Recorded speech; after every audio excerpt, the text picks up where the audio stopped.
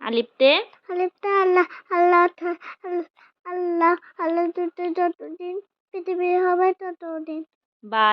বাতে বাতুল্লাহ কাবা ঘর গিলাপ দয়ে করে রবার তলায়। তাতে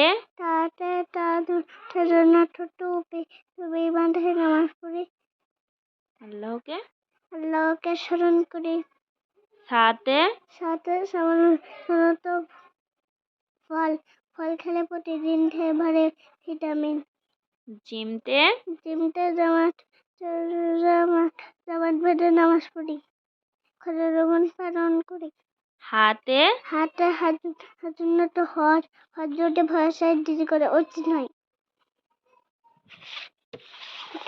খতে খুবজন রুটি গোস্ত বেশি খেলে দেহের ভিতর শক্তি মেলে।